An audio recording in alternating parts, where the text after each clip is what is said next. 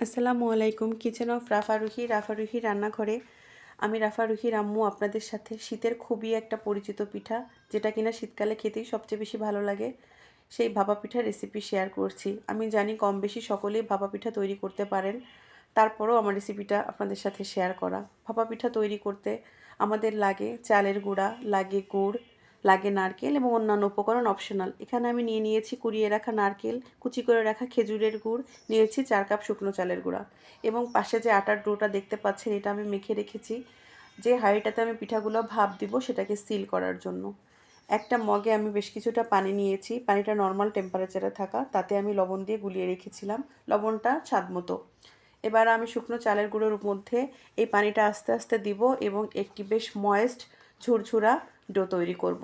আমি ততক্ষণ পর্যন্ত এটাতে পানি যোগ করব, যখন দেখব এটাকে মুট করে ছেড়ে দিলে ঝুরঝুর করে পড়ছে না, কিছুটা ভেঙে ভেঙে পড়ছে, সেই পর্যায়ে পানি দেওয়া বন্ধ করব। এবার এই ময়েস্ট ডোটাকে আমি একটা স্ট্রেইনার দিয়ে ভালো করে চেলে নিচ্ছি।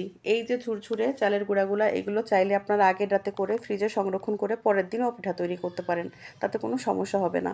এবার আমি যে হাঁড়িটা নিব তাতে একটা চামচ দিয়ে নিলাম, যাতে পানিতে অতিরিক্ত বলক না আসে।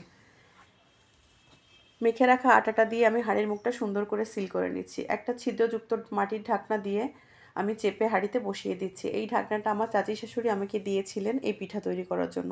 এখানে যে ছোট্ট সাজটা দেখতে পাচ্ছেন, মাটির সাজ, সেই সাজটা আমি বেশ কয়েক বছর আগেই নিয়েছি। সাজটাতে প্রতিবারে শুকনো চালের গুঁড়ো গড়িয়ে নিয়ে তারপর প্রত্যেকটা পিঠা সেট করতে হবে। এই তো দেখেন আমার একটা পিঠা হয়ে গেছে, আর আমার একটা পিঠা হতে সর্বোচ্চ 40 সেকেন্ড সময় লেগেছে, কারণ এখানে কোনো ভাপ বের হতে পারে না, ভাপটা একটা জায়গা থেকেই বের হয় এবং খুব দ্রুত সিদ্ধ হয়ে যায়।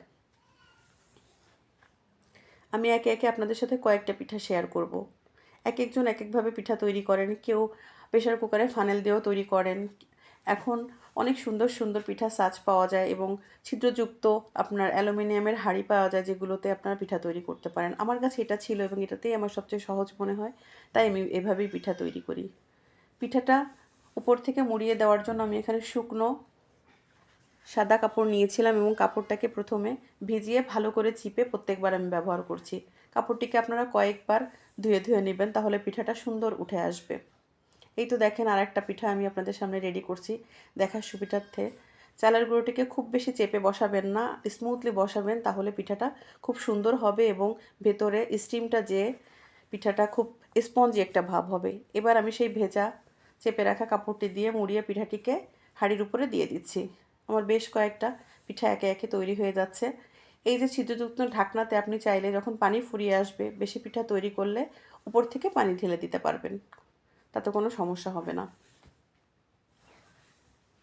শীতে ভাপা পিঠা খেতে অনেক ভালো লাগে, সকলেই পছন্দ করেন। একে একে আমার অনেকগুলো পিঠা তৈরি হয়ে গেল। জানি না আপনাদের রেসিপিটা কেমন লাগছে। আমার রেসিপিটা যদি আপনাদের এতটুকু ভালো লেগে থাকে, তাহলে প্লিজ প্লিজ আমার চ্যানেলটি ইউটিউবে যে সাবস্ক্রাইব করবেন এবং প্লিজ লাইক কমেন্টস করে আমার পাশে থাকবেন। আসসালামু আলাইকুম।